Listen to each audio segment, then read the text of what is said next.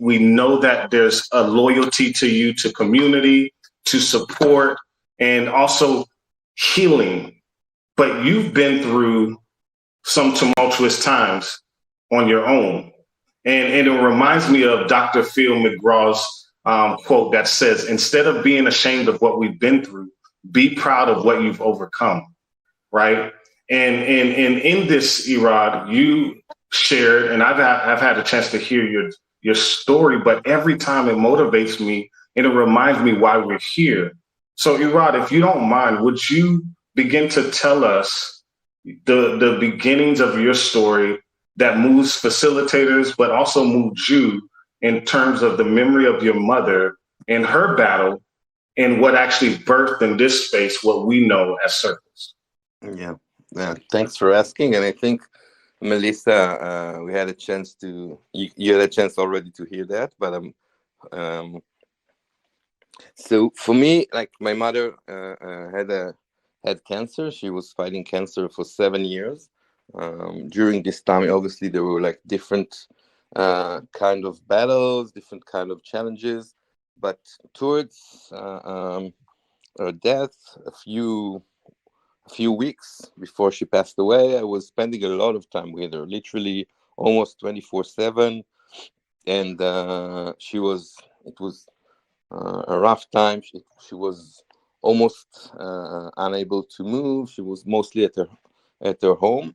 And one day we sat down and she told me that even though I'm spending a lot of time with her, me and my siblings, she still feels lonely because we didn't really get what she was going through. She's going through cancer, and there was like obviously different kind of pains that she was experiencing, and it was really like it really hit me, like in terms of I felt so dedicated. I spent so much time with her, but still she feels lonely. And then 2 days after, I overheard her speaking with a friend of hers that had cancer as well. And then my mother had such a different conversation. She was so vivid and she was laughing, and the conversation was so flowing.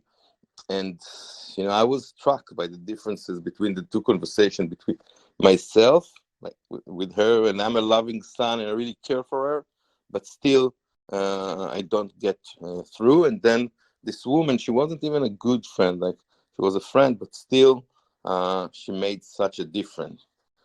And it was like, and after she passed away, and I was grieving, I realized that communicating with my siblings, they really got what I was going through, as opposed to my spouse or my father that really cared for me, but they didn't really get what I was going through in terms of losing a mom.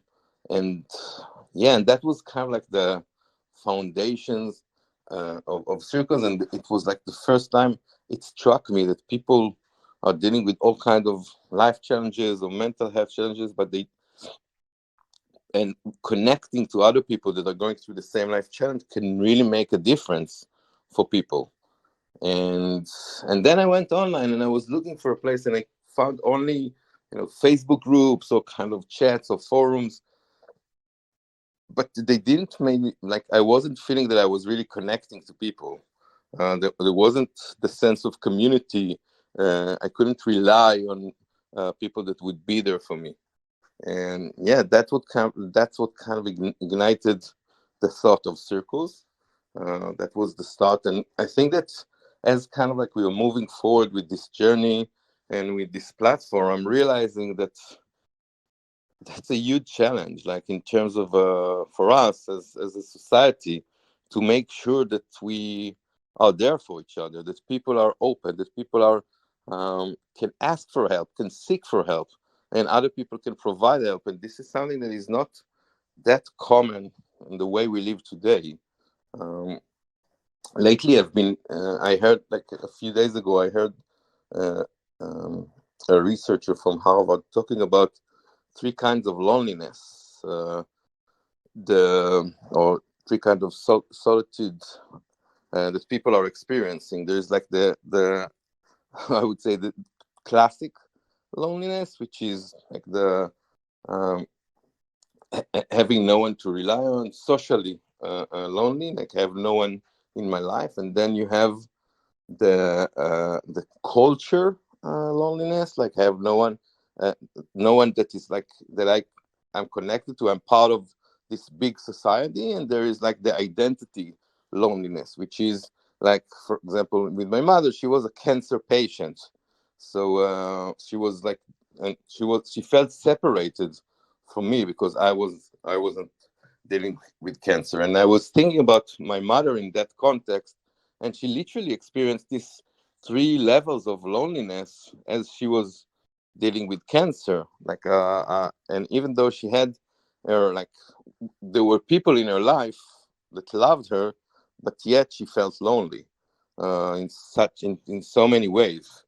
And I think that for me, is like the platform and what we are doing even right now is making sure that the people in this session and people that are online right now and people that are not online, but they know that they can connect to other people and they will not feel lonely because they will connect in a meaningful way. So that this is kind of like the essence for me, like making sure that we will have people in our life that we can rely on, that they are our support system, even if it's people that we just met. It doesn't, but we are building relationships between people. Irad, there's so much that you shared here. And I want to first say thank you for, man, every time I hear this story, and I remember you shared, it's a vivid memory. I remember when the first time you shared it and you talked about the journey where after the significant loss of your mother and going to your father. And I remember, man, this thing struck a chord, Irad. I'm telling you, I can't ever forget these words. It was as if I was there, but I know I wasn't. But again, this community experience, when someone's sharing their story, it's like it brings you to a place, right? And you shared when you were trying to comfort your father, man, and you shared that how he looked at you and he said basically to you, and I'm paraphrasing that, we're grieving different because you lost a mother, but I lost a wife, Mm-hmm. Yeah. right? And what when you're talking about your story, right? It's not just your story because it reflects what you just described, a universal struggle for connection and understanding, right? And as we move, there was something else you shared, and I would like to see if you can share a little bit about this. But this moved me as well in terms of the meaning of why we're here too. You were sharing in regards to the birth of circles and what you hope for people to garner in circles. For those that are unfamiliar with it, you described that you were in a kibbutz community, right? And you shared the principles of that, and you talked about the communal living and shared resources, and also the collective responsibilities. How do you see, especially with the memory of your mother and describing that this person wasn't even really a good friend, but she connected to them, right? The concept of the kibbutz, how do you think it reflects the principles reflected in the circle's model of support? Yeah. Thanks for asking. And just as a context to people that don't know this way of living, it's a small community. We are around 500 people that live. It's like a small village, but um, it's a small village, and we don't have roads inside the village, so only around it, so people can only walk between houses. There's a communal space where we have a dining hall, and we have a place to. There's like a lot of grass and a small shop, and we have a swimming pool that is like for the community, and so on and so forth. And people usually like it used to be like really socialist, so meaning that all possessions were divided with everyone, so no one had like personal possession. And now, in the last decade or so, it changed, and there's like personal possession, but still we pay taxes to the community. So we have a community manager, and we have all kind of committees that are responsible for education and for other like other aspects of life. And for me, but I think that the core principle for me is that we have this mutual responsibility, meaning that even if someone is unemployed, or both family members are unemployed, the community is responsible to make sure that they will have income, sufficient income for education, for health, for food, obviously. So we're responsible for each other, and it's since it's a small community, we pretty much know a lot about each other. Like I know everyone's pet's name, and the children name, and everyone like knows each other, and like there's a lot of like overlaps in terms of like she's my in the works in the kindergarten with my children. Her daughter is a good friend of my daughter. So we are really involved in the lives of everyone, and we have different generations. Like we can have grandparents, parents and children living in the same place, and that leads this kind of like social connection leads to a sense, like a strong sense of belonging, a strong sense of mutual responsibility, a strong sense of solidarity, and that is something that it provides in such a deep way certainty for people. I know that no matter what will happen, like like 499 people that have my back. It's like I have nowhere to fall. Like I will always be supported, and for me, this certainty, this confidence that comes with this way of living is something that I think that everyone should have in the world. Like why people that lives in the city, I'm guessing most of the people here today lives in the city. You don't know your neighbors, like literally, from we are 500 people. It's like a small building in New York. When you think of a small building in New York, most of the neighbors don't know each other. Let's say that they kind of like they are not supporting each other. There's no I'm not talking even about security. I'm talking about just the confidence that I don't know, if you don't have sugar, someone will lend you sugar. So so that's kind of like on the aspect of emotional and resilience and emotional support. That's the essence for circles. So it's kind of like it's the way we design this platform and the way we think of this platform is to making sure that people, even here in this room, and will connect, and we will be able to build their own support system. People that you met on those sessions, that that you can DM them, you can call them, and they will be there for you because they understand what you're going through. And as I speak to a lot of members of this community, I hear a lot about how meaningful, like there are two things that people are talking about. How meaningful is the connections that they have based on people they met on this platform, but really like in a deep way.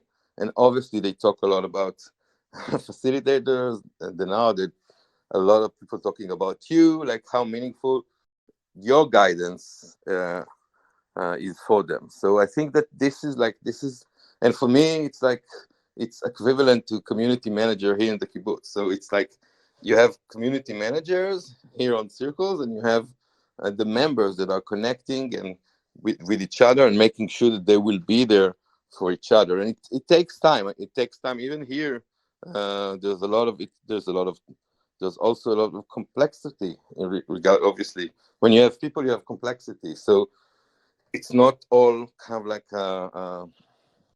it's all not all pink. Like there's a lot of shades to those relationships. Obviously, there's a lot of colors to those relationships. But bottom line is that we are here for each other.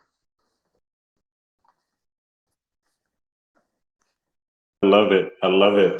when we have, I have to give back this word to you, Irad. This is beautiful. And Ginger is saying circles is a verbal kibbutz. And when we have people, you have complexity. But the bottom line, you all, we are here for each other. And welcome those that are joining. We just heard a riveting story and memory of Irad's mother, that she, in her moving aspect of battling with cancer, her feelings of loneliness, despite being surrounded by loved ones, that experience inspired the creation of Circles, right? But we even went further to say that Circles philosophy was founded on those principles, the collective responsibility, the shared resources. But Irad, you do have a question in the chat, and after this, we'll start transitioning to questions. The question was circling back from Melissa, and I want you all to know that we want to hear from you too, because again, this story is not just Irad. It was birthed from Irad, but in essence now, Circles is growing with each and every one of you. And as Irad said, Circles started inward, right? But now it's you see the scope and scale going beyond what he even envisioned, right? Little did he know he would reach to a young man that has never been to Israel, a young man that has been desiring to go to Israel, that has taken the path to seminary, and recognizing that my first experience where a CEO said, "Hey, you have some value. I want to get to know you," was here on Circles. So I'm here to let you know that there's more than just the person that has this vision, that has this story. His humanity is on display today. So I want you all to share your questions, be open and vulnerable as he modeled with his story and sharing of his mother's experience that highlighted a profound need. So the question is for you, Irad, in terms of can you circle back to the article and list out those three loneliness or isolation experiences, because Melissa says she's resonating with it. For sure, yeah, thanks. I hope I'm doing justice to the Harvard study, but they talk about three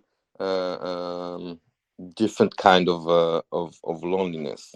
So the first loneliness would be, I have no one in my life. Like I have no one I can rely on. I have no one that I can really talk to, that really understand what I'm going through. This is like in a way, the classic loneliness that we all think of when we think of loneliness. The second loneliness would be a group that I'm a part of. It could be even ethnicity. It could be it could be like where I live. It could be different kind of groups that I belong to. Like even a sport team that I'm a fan of. So that's the second one. And the third one is related to more of like I would say cultural identity, or identity that's based on the stage or the whatever I'm dealing with in life, that which is like could be a cancer patient or all kind of like things that being a divorce. So it's kind of like more of a life event that happened to me, that if I'm not connected to other people that are going through the same life event, I feel lonely. So there's like so those are like the three layers of loneliness that people can experience. Thank you, Irad. And I guess as we shift, Irad, if it's okay for us to shift to questions, are you ready for questions? I was born ready for questions. Hey, okay. I love that response. All right. Melissa, I don't know if I'm ready for it. Sounds like he's too ready. But as we're creating space for you all with questions, we also know that we want to hold space for you all with your story, because we would love to hear from you as well. And remember, this Irad's story connects beautifully to our discussion today.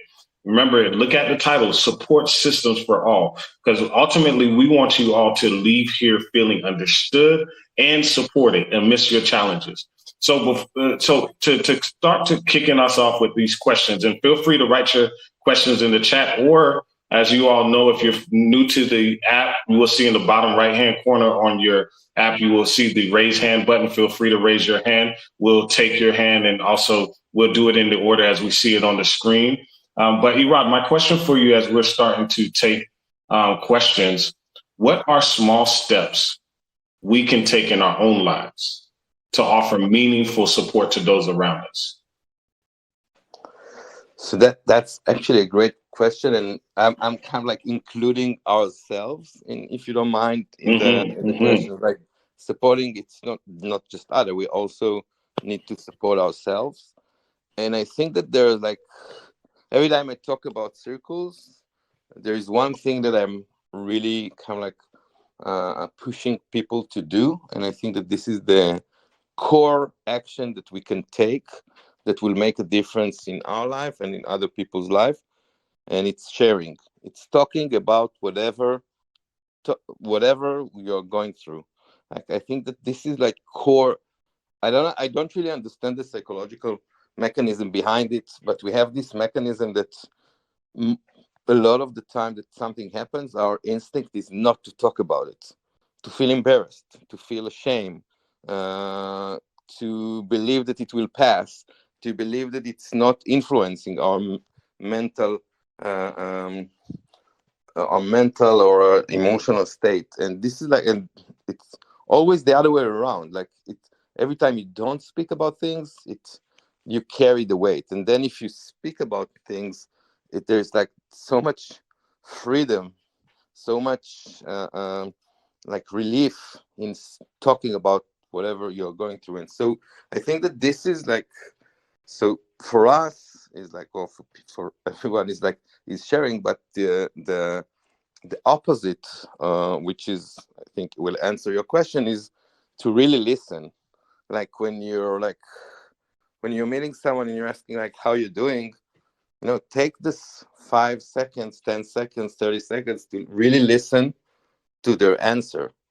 Really listen and really kind of like trying to deeply understand what do they mean by answering whatever they answer. So it's like if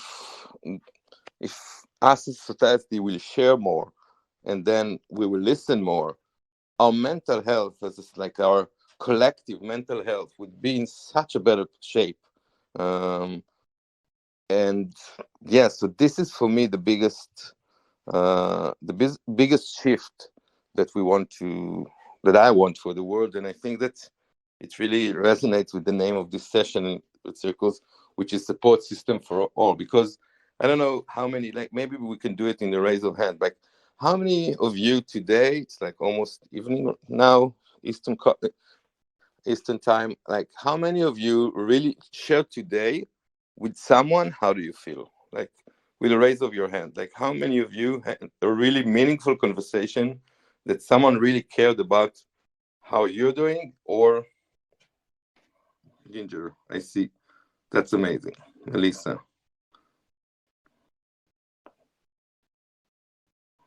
I'm super happy to see the raise of your hand, but I also see people that are not raising their hand or sharing any kind of emoji, which means that during this day, at least half of the people in this session didn't have a meaningful conversation, didn't have someone that really cared for whatever they're feeling. So, and this is what I want to solve. I want, in 2 months from now, when we'll have another session, to ask this question and make sure that everyone will raise their hand, because everyone had a meaningful conversation. Everyone had someone that really cared about whatever they're dealing with.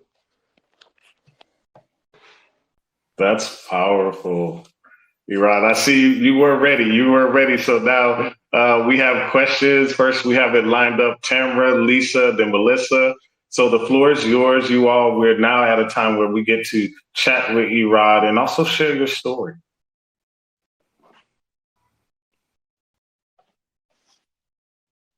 Well, all right, I'll get us kicked off. I have been on Circles, I think, for about 6 months. And I was just looking in the chat, and someone was calling us kind of an online kibbutz. Mm-hmm. And my coworkers used to laugh at me because that's where I want to live. I want to live in a community with people. and I'm hoping that to make that happen. But I live alone. I work from home, so sometimes a week goes by before I see a human person in person. But I'm very extroverted. I really love um, talking to people, hearing their stories. Um, Sometimes of course, I have rooms that I really, really, really love. And like I've told everybody, Denard, about the last master class we had, and how powerful it was to make sure they listen to it. Um, but yeah, it's amazing, and I see a lot of the same people in a lot of the rooms, and um, I haven't made any like real close friends yet, but I do feel I'm getting to know people. I spend about 2 to 3 hours a day on circles. During the day when I'm like working and in between phone calls, and then sometimes I want to talk and I, I get a phone call, but yeah, I really want a community. That's what I want to be when I grow up. I want to have a campground of little tiny homes, and like kind of like a commune, I guess, but a modern commune. But yeah, so I'm really happy to be here, and I'm really happy that circles became circles. Thank you so much, Tamara, for sharing. And that was super powerful, because I think that your story, it resonates with me. I'm guessing it resonates with a lot of people, that we are like, if you look at the way we live today, think 200 years ago, 150 years ago, we all not obviously us, but ancestors, they lived in a small communities, and there was no way that people would spend a day without meeting other people. There was always human interactions, and then we moved to the cities, and kind of like you know got more and more distance from our families, and at the end of the day, as we have the internet and we are communicating online, we can spend the day without meeting people. And that is something that, what can you do? I'm not saying that technology is obviously, it's not about technology, or it's about us as human beings taking care of our mental health. Um, and it sounds like that you are out there and you're taking care of yourself, which is amazing. So thanks for sharing. Thank you for sharing. And next up, we have Lisa, then we have Melissa, and then we have Jay. Hey, so I want to say thank you so much, because I I'll give you a quick history of why I came here. I was living alone, taking care of my mom, and I was fine with that.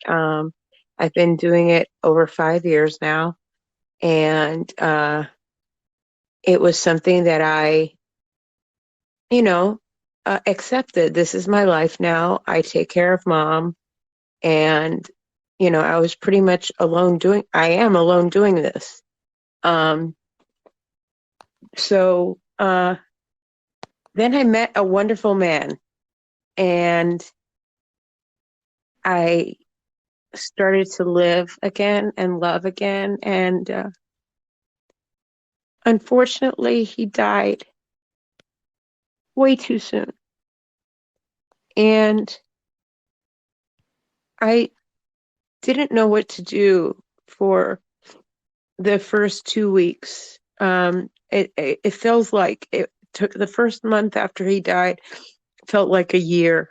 It was every day was super long and just without him. And,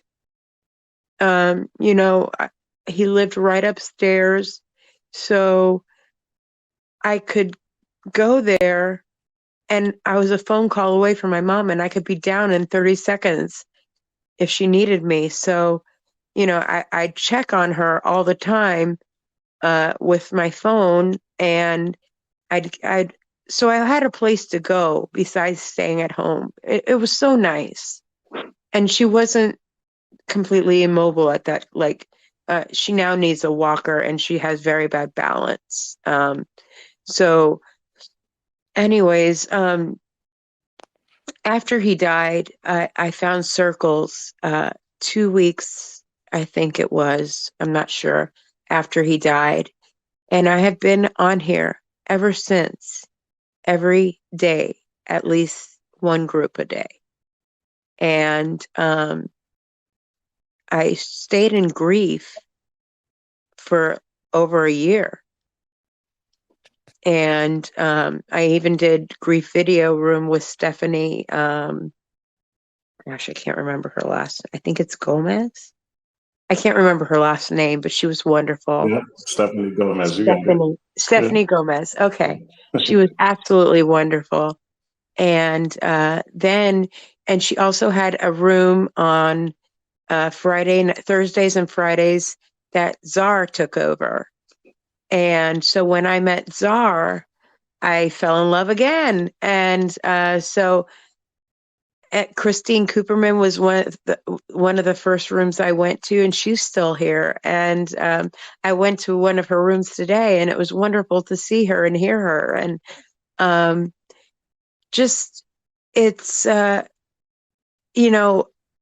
grief was what opened my eyes to so many other things that I haven't dealt with. And I have now ventured off to Denard's room and to Mike's room, and Lisa Picard. She's one of my favorites. And just, it's so wonderful to have people, who have your back. And I've made some really wonderful, wonderful connections here. I call my sister warriors who have also lost a loved one. And we check in with each other every day privately. And we call each other on the phone when one is having a meltdown. Somebody always steps up and cries with whoever needs a cry. And we just have this support system that we have made. It's a mini little chat. It's just 5 women. And but we all met on here, and that's because of you guys. And I think that this idea that you had about your mom needing somebody who could relate to her was genius. And the fact that she could laugh with somebody when she was in pain. But she knew that this other woman could relate and knew exactly what she was going through, because she felt those same pains. And it just, I am so thankful for this. This is a brilliant, brilliant idea. And where you live sounds like a wonderful place to live. I think that we need to build more community like that. And because I put it in the chat, I live 12 feet from my neighbors, and I have no idea what's going on in their lives. And that's really sad. I have 2 neighbors that I talk to, but the rest, I don't know what's going on in their lives. And I see these people every day. And and also another thing, when people ask, how are you doing? I really say how it is. Like, and when I'm having a sad day where I'm missing Neil, I'll be like, well, my boyfriend died and I'm feeling really sad about it. And I cried like an hour this morning. And, what's really sad is they stopped asking me, how am I doing? Because they really don't want to know. So it's kind of lets you know that people really, in the real world, I call it, are kind of just got their blinders on and want to go forward. And if you're in pain and they don't understand it, they either want to fix it or ignore it. And that's been my experience. And and you can't fix it. You can't fix what somebody has been ripped out of my heart, ripped out of my life. And there's no fixing that, but there's working through it. And, I finally came out on the other side of the really hard grief. And I'm doing things that bring me joy again. And that's with your help. And just thank you. Thank you.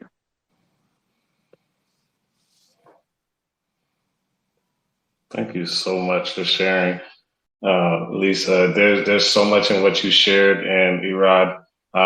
It's interesting with these data points that everyone's sharing. I don't know if you're taking note of it, but I, as an evaluator, one group a day for almost a year, and Tamara said, I think 2 hours daily.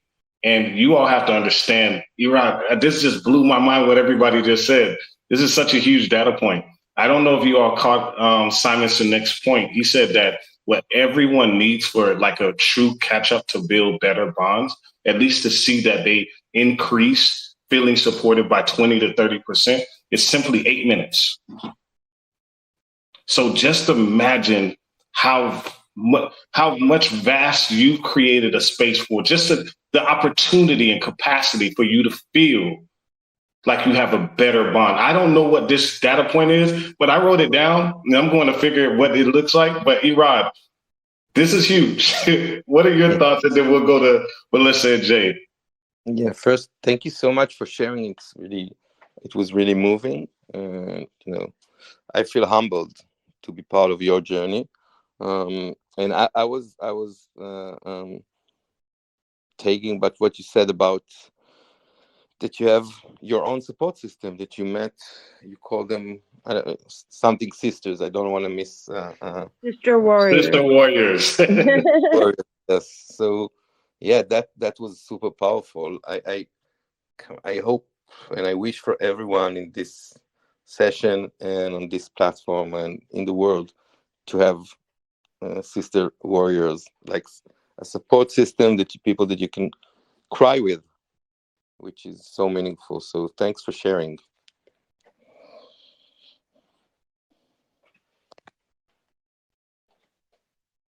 That is powerful. Melissa, you could share. We would love to hear from you.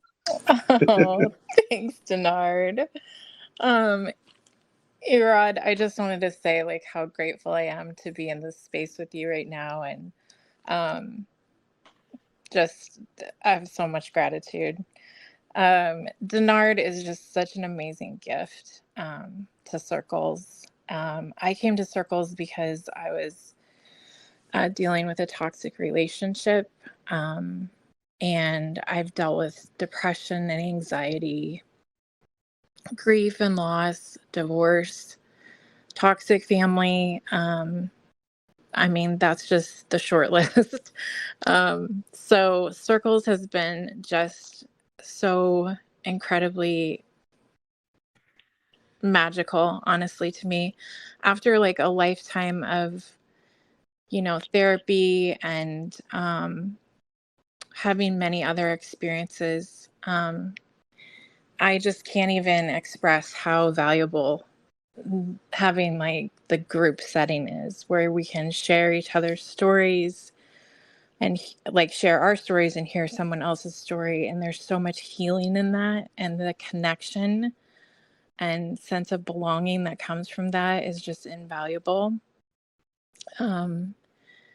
And I first went to Dee's room. I joke with her. I said, if Oprah catches wind of this room, we're done for, people, because she's so wonderful. And then I've told Denard that Denard, Czar, and Mike, they are just kind of a triple threat. I just have so much gratitude and appreciation for them and the work they do and how they show up for us and hold space for us. And I've shared this with Denard, that I've been on this journey my whole life, and finally I'm not attached to the outcome anymore, because I know this road that I'm on is going to take me exactly to where I need to be. And it's such a great feeling to be on this journey. So, thank you.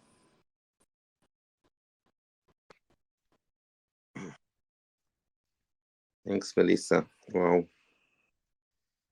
Thanks. I want to build on what you said and kind of like give, like my gratitude and appreciation to the nod and obviously to the leaders of this community, the people that really makes a difference in people's lives, which is it's amazing. It's amazing.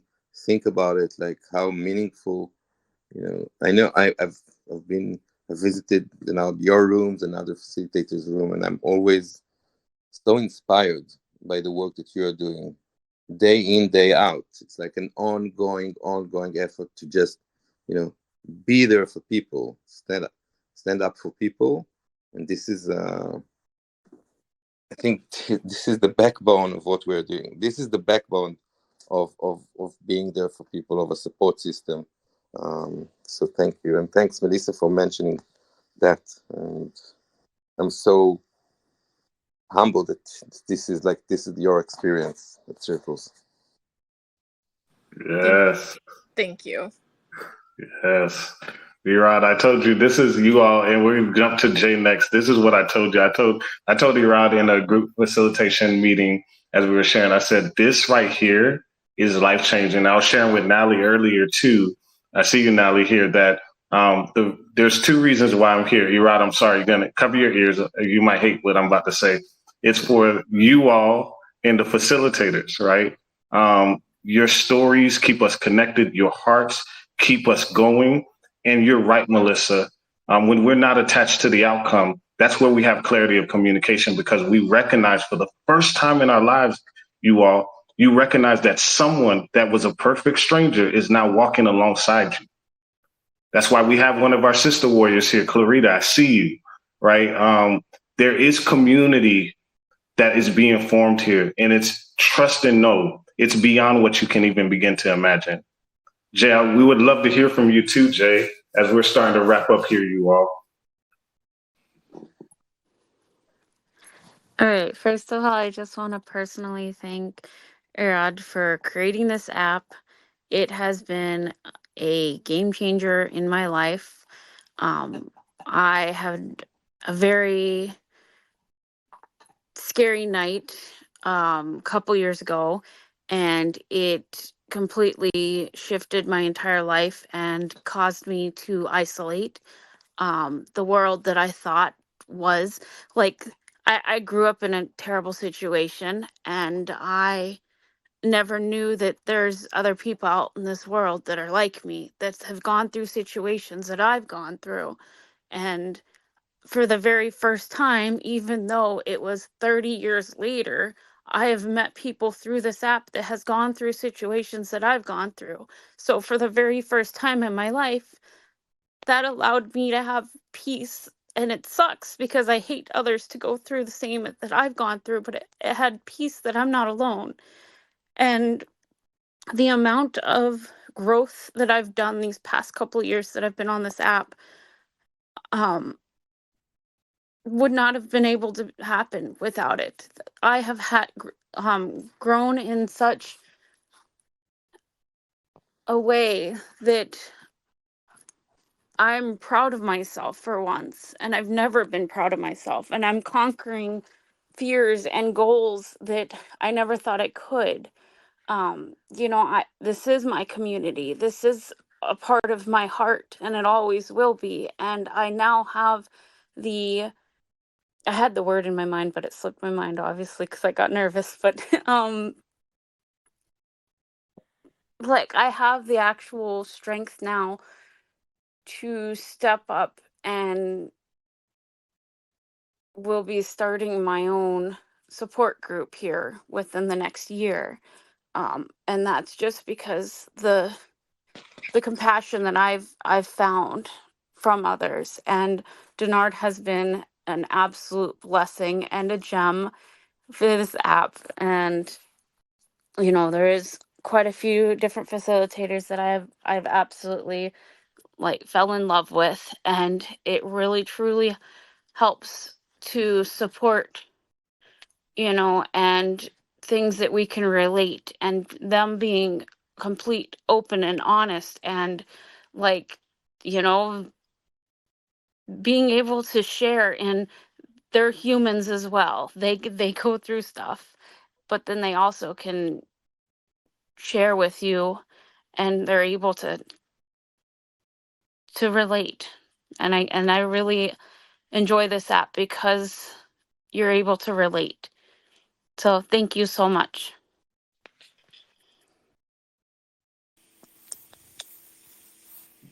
Thank you, James.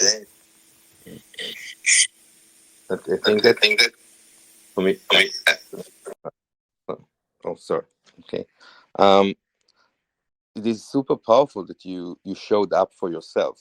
This is what I hear you saying, and this is amazing. And I think that everyone here that is in this session, and everyone that like take the step, and just listening, you showed up for yourself.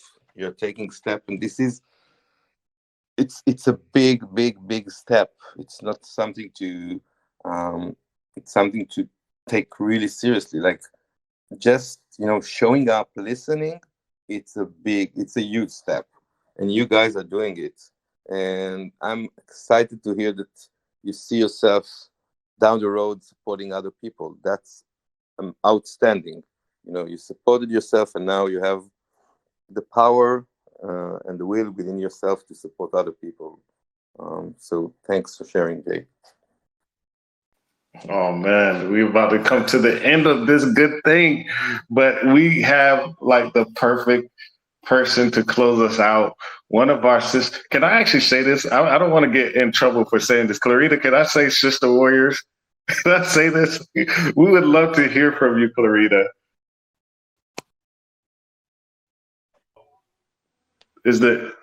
Are you stuck? Is the mute stuck?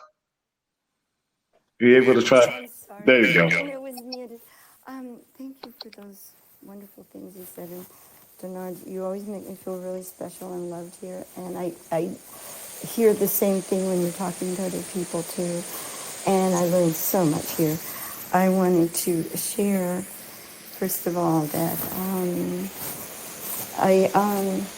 the kibbutz, I was going to say something about that. My daughter used to ask me, Mom, this was before the internet. She used to say, because she loved the hippie things, and she used to be upset. Why wasn't I born with the hippies in the hippie days? Of course, there's, a lot of things that happen now are good, but it was like pioneering stages of peace and love. So what do you expect, right? So, but we formed communities, and we did all these kind of things. And she'd say, Mom, you think that'll ever happen again? And something would come out of me that was something like this. Yes, I do, but it's not going to be the same way. It's going to be around the world. And I used to say that to her. And that's what that made me think of. I posted a picture that I had sent to somebody in the chat of the kibbutz. I hope I'm saying that right. Anyways, I wanted to comment on the topic, embracing my mother's memory, if it's okay. Yeah. Okay. And just real quick. Hold on. Let me try this. There was a noise in the background. There we go. It's better. Go ahead, Sarita. The way I feel about losing somebody, when you lose somebody, and I'm putting it into that context because of the way you phrased the topic. The way I feel about losing people that we love, and most often this happens more often than not. It's not too often that somebody passes and they did some terrible things and we have trouble thinking about them, but most of the time it's somebody we think good things, and we embrace the good, and somehow all that bad stuff seems to filter out somewhere else. It's kind of like making a blanket, and you stitch it with all the good things, and you miss them, so you wrap yourself in this blanket of all the good memories. And that's kind of how I feel about Mom. all the good stuff, focusing on the happy moments, and choosing to keep the good energy, not to hang on to the bad stuff, thinking about the good times. Even though we have mothers, our mothers do things. There's a saying about mothers. It's a poem. I can't remember it right now, but about how we turn into our mothers, and do things that we really don't like, But nevertheless, we're all human beings, and we're all going to be, in that spot where we're modeling something, and something's good and something we can change. So I want to look at my mother that way. I want to focus on the love and the peace, because regardless of how hard it was for her, a mother, most of the time, almost always, a mother has it in her heart that they want their children to be okay. They want them to feel the healing. They may not call it that, but they want them to be okay, to feel the healing. And they may not do everything right, and they might not get to in this lifetime. But if we keep their memory alive and honor them, and we celebrate all the good things that they were, like we do with other people we love that weren't perfect, then we embrace the memories. It's a way to set them free, to let them be that person inside themselves, the soul, to let them be completely their soul, that the soul is free. The soul has no hang-ups. It has no physical attachments.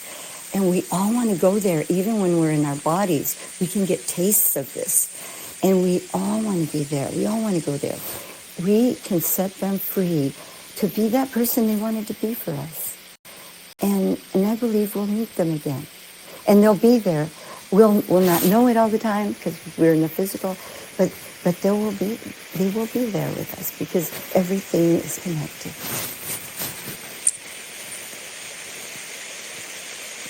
And thank you for listening. Thank you for sharing. Irad, I know the cheap cliche, all good things come to an end. And even that reminder that your experience from your soul and your mother's memory has allowed for this moment to happen. I want to ask you a question as we close out, and I would love for you to respond in whatever way you feel led to respond in this place. You heard a lot of the stories, and I know you've heard numerous stories before. But this is the first time you're hearing it in this space with everyone on this time at this. What was significant to you in this experience in this way? What was coming up for you? What would you say was the most significant thing for you as you were hearing, and especially in terms of the direction and the vision you have for circles? Yeah. First of all, I was so looking forward for this session, that it was beyond my expectations. So thanks so much for having me. Mm-hmm. I think that's what really resonated with me, and maybe even caught my attention, and it was really meaningful, is that every person that spoke here dived in immediately. Like within a few seconds, they were so vulnerable and open about whatever they're dealing with. And that was it was mind-blowing for me, because it's not often that you can speak about those things so easily and so, in a room. I think this is outstanding. And, I think it's got a lot to do with your facilitation and your leadership. Obviously, the platform. And this is something that I feel that we accomplished in a great way. How we really dive into whatever we are feeling in the same moment immediately. That was really powerful for me. All right. Yeah. So since you made me blush by giving me kudos, I want to also give you back your kudos and make you blush. I want to say that in all jokes aside, Irad, I hope you hear my tone is changing. You have, and I told you this on a one-on-one, but I also tell you this publicly here, because I believe in altruistic affirmation. I want you to know, because I know that as we scope and scale, that it's sometimes the further we grow, it's the harder it is to reach the CEO.